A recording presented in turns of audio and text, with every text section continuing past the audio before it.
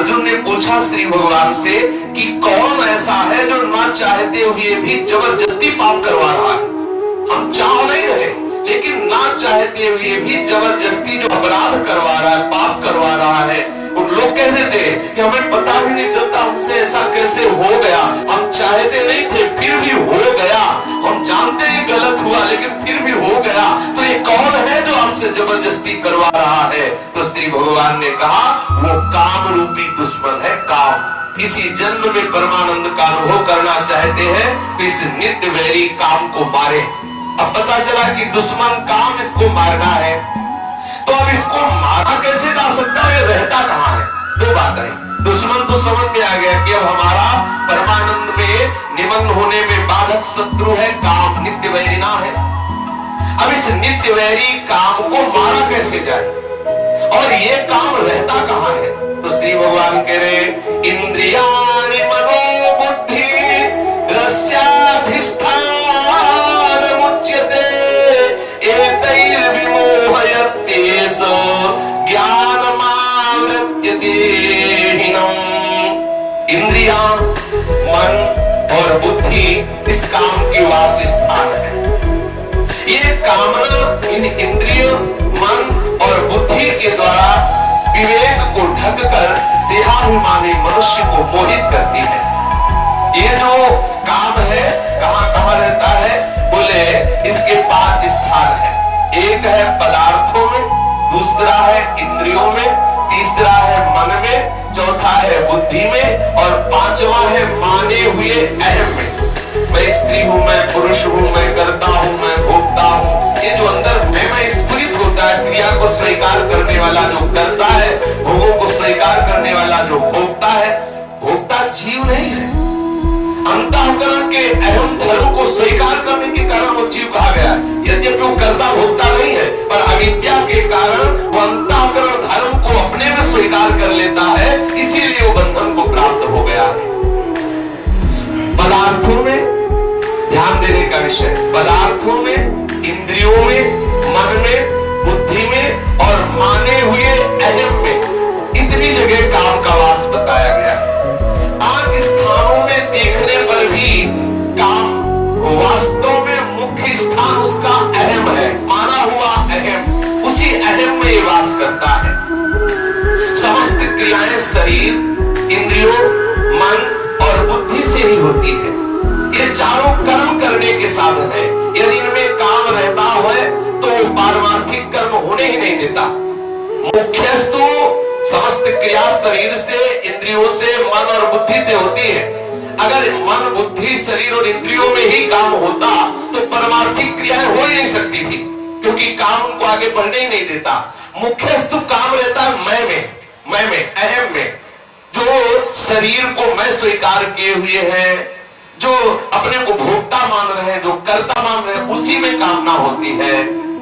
अगर मुख्यस्तु अहम की शुद्धि हो जाए, अंतःकरण में जो अहम धर्म है वो निष्काम हो जाए, तो मति निष्काम हो जाएगी, मन निष्काम हो जाएगा, इंद्रियां निष्काम हो जाएगी, किसी भी तरह की कोई हृदय में अशांति, दुख नहीं रहेगा। मुख्यस्तु अहम को सुधारना है। इसीलिए गोस्वामी तुलसीदास जी का बिगड़ी जन्म अनेक किया वही सुधरे यार।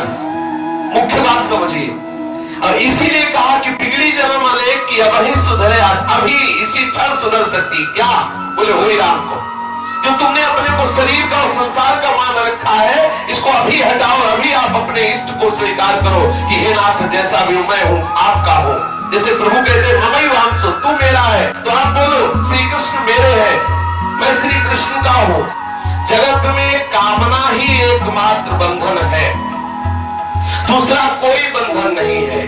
बहुत सुंदर बात कह रहे काम बंधन में वही कम नान्यदस्ति है बंधनम। ये चाहिए, ये बात आते ही अंतःकरण में इतना क्लेश उत्पन्न हो जाएगा जो सहज आनंद स्वरूप में ढक जाएगा। हमें ये चाहिए, हमें ऐसी स्थिति चाहिए, ऐसा पदार्थ चाहिए, ऐसा व्यक्ति चाहिए, ऐसा वातावरण चाहिए जिसको कुछ चाहिए वो भी प्रभु की चाह से युक्त नहीं हुआ। जिसे प्रभु चाहिए उसे और कुछ नहीं चाहिए।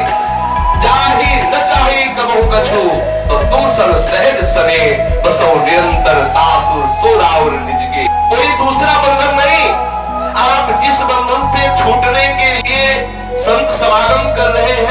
साधना कर रहे हैं, तपस्या कर रहे हैं, शास्त्र स्वाध्याय कर रहे हैं, दान पुण्य कर रहे हैं, ठाकुर उपासना कर रहे हैं, वो बंधन कौन है? बोले कामना। कामना का त्याग करने के लिए ही आप साधना कर रहे हैं, निष्काम होने के लिए। अगर हमारे हृदय में संसार की मान प्रतिष्ठा की, सुख भोग की, लोक परलोक की कोई भी कामना है तो अभी हमारी साधना ठीक नहीं है। थोड़ी सी भी साधना होने पर ब्रह्मादि के भोग सब विषम लागत आदि नारायण ब्रज चंद की लगन लगी है जाए। यदि प्रभु की प्राप्ति या परमानंद का अनुभव करना चाहते हैं तो इतना समझ ले कि साधना किसके लिए हो रही? बोले कामना का त्याग करने के लिए साधना हो रही। कामना के सिवा दूसरा कोई बंधन नहीं है। आप हृदय में देखिए कि आपके हृदय में कितनी कामना प्रकट हो रही। काम बंधन मुक्तो ही ब्रह्म भूयाय कल्पते। जिसके हृदय में कामना प्रकट होना बंद हो गई वो ब्रह्म स्वरूप हो जाता है, उसे अपने ब्रह्म स्वरूप का अनुभव हो जाता है, वो ब्रह्म भाव का तत्काल अनुभव कर लेता है। भगवत भाव में, ब्रह्म भाव में सबसे बड़ी बाधक बात क्या है? कामना। साधना किसके लिए हो रही? कामना के त्याग के लिए। तपस्या किसके लिए हो रही? इस कामना के त्याग के लिए। और हम सब कुछ कर रहे हैं कामना की पूर्ति के लिए। कोई न कोई लोक परलोक की, कोई न कोई प्रतिष्ठा मान की कामना। क्या साधना हो रही? क्या हो रही? ये जो इष्टापूर्त दान पुण्य, गौशाला और धर्मशाला, गौशाला, विद्यालय, जो भी औषधालय, जो भी है, इन सब का एक ही फल है कि हमारी मति निष्काम हो जाए, चराचर जगत को भगवत स्वरूप समझ करके हमें सेवा करने का भाव हो जाए, सबको सुख पहुंचाना, सबको सेवा भाव से संतुष्ट करने का भाव हो, किसी से सुख लेने का भाव ना हो, कोई कामना हो। इन सब का यही फल है। कामा संजायते क्रोधा, और क्रोधा स्मृति विभ्रमा, और स्मृति भ्रंशा बुद्धिनाशो बुद्धिनाशा प्रणश्यति।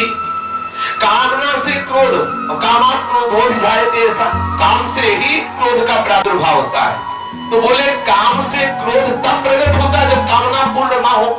लेकिन यदि कामना पूर्ण हो जाए तब तो बात बन जाएगी। भाई कामना ना पूर्ण होने पर ही तो क्रोध होता है। हमारी कामना अनुकूलता की, अनुकूल विषय ना मिला तो प्रतिकूल होने पर क्रोध आ गया। लेकिन यदि वो कामना पूर्ण हो जाती है तब तो ये सिद्धांत लागू नहीं होगा ना। कामा संजायते क्रोधा, क्रोधा स्मृति विभ्रमा, स्मृति भ्रंशात् बुद्धिनाशो बुद्धिनाशात् प्रणश्यति। तो कह रहे हैं कामना पूर्ण होने पर भी ये सिद्धांत है। क्या सिद्धांत? बोले रागात् कामः प्रभवति, कामात् लोभो भिजायते, लोभात् भवति सम्मोहः, सम्मोहात् स्मृति विभ्रमा, और स्मृति भ्रंशात् बुद्धिनाशो बुद्धिनाशात् प्रणश्यति। दोनों भाव में कामना हमारे नाश का ही कारण है। कामना पूर्ति तो लोभ से नाश होगा, और कामना में बाधक तो क्रोध से नाश होगा।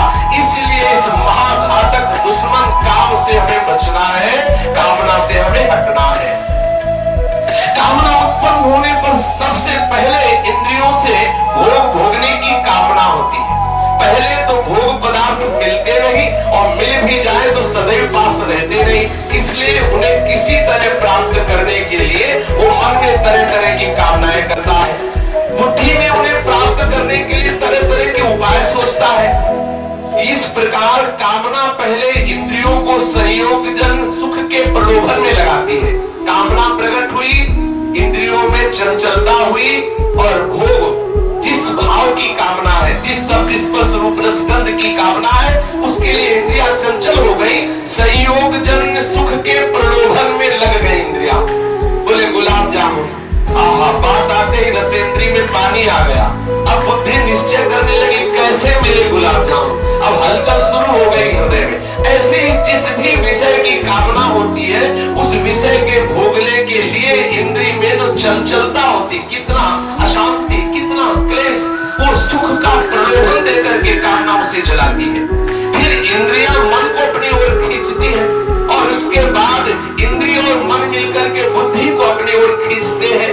फिर ये देहाभिमानी जीव जो अंतःकरण के अहम धर्म को स्वीकार करके अपने को कर्ता भोक्ता मान बैठा है, अपने को स्थूल शरीर, सूक्ष्म शरीर, कारण शरीर मान बैठा है, वो विषय ने इंद्रिय को खींचा, इंद्रिय ने मन को खींचा, इंद्रिय और मन मिलकर बुद्धि को खींचा, और बुद्धि ने उस जीवात्मा को खींचकर पतन के गड्ढे में डाल दिया। ये दुर्दशा हमारी हो रही है कामना के कारण। जीव हर साधन करके स्वाप्निक संसार को ही पाना चाहता है, जहां सुख नहीं उसी दुखालय में जाना चाहता है। यही अंतःकरण की अपवित्रता का स्वरूप है कि वो कामना का त्याग नहीं करना चाहता, कामना का नाश नहीं करना चाहता, वो कामना करके अपना नाश करवाना चाहता है। यही आशीर्वाद मांगता है।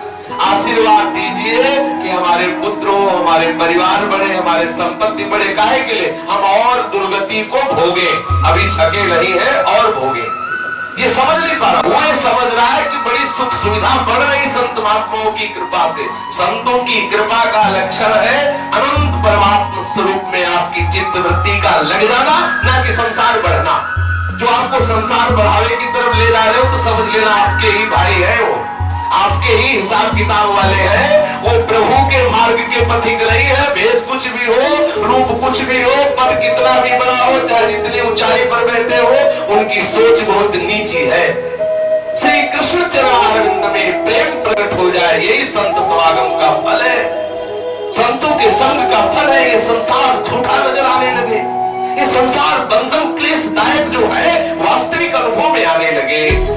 इसलिए सावधान होकर देह के अभिमान से जो युक्त हम हो चुके हैं कि मैं पुरुष हूं, मैं स्त्री हूं, इस भाव को त्यागने की चेष्टा करें। ये कैसे त्यागा जाएगा? मैं न स्त्री हूं, न पुरुष हूं, न गृहस्थ हूं, न विरक्त हूं, मैं श्री जी का हूं। हम श्री जी के हैं, हम श्री कृष्ण के हैं, हम श्यामा श्याम के हैं। इस भाव को आप झूठे से हिलाओ, झूठे से। देखो ये बिल्कुल सिद्ध बात समझ लो, इस सृष्टि में एक चमत्कार है। क्या? आप किसी से रोज बोलो मैं आपको प्यार करता हूँ, आप देखो एक दिन आप जी नहीं पाओगे इसके बिना। झूठ से बोलो मैं आपसे प्यार करता हूँ, आपसे प्यार करता हूँ, एक दिन आएगा कि आप उसके बिना जी नहीं सकते। झूठे से इस सृष्टि में करके देखो। आपको रुचे ना, लेकिन आप कोई व्यसन जैसे करते हैं लोग, पहले नहीं रुचता फिर उसके बिना जी नहीं सकते। आप झूठे से बोलो हे प्रियालाल मैं आपका हूँ, हे प्रियालाल मेरा कोई नहीं सिर्फ प्रियालाल। आप झूठे से बोलो, एक दिन जी नहीं पाओगे इनके बिना। आप कहेंगे तो देखो, आपको लगता है केवल कहने से हो जाएगा, हो जाएगा केवल कहने से। आप कहना तो शुरू करें, वाणी तो समर्पित हुई, कहने से क्या हुआ? वाणी समर्पित हुई। मैं श्यामा श्याम का हूँ, श्यामा श्याम के सिवा मेरा कोई नहीं है। ऐसा यदि आप बोलते रहोगे तो आपके अहम धर्म में इसका प्रभाव पड़ेगा जाके। ये अहम धर्म से ही बना हुआ ये जीव है। मैं स्त्री हूँ, मैं पुरुष हूँ, मैं करता हूँ, मैं भोगता हूँ। इसी राग में बना हुआ, इसी जड़ता से अपना संबंध माने हुए नाना प्रकार के दुख भोग रहा है। इसलिए उठो और इस काम रूपी दुश्मन को मारो। शेष चर्चा की श्री राधा वल्लभ लाल की जय।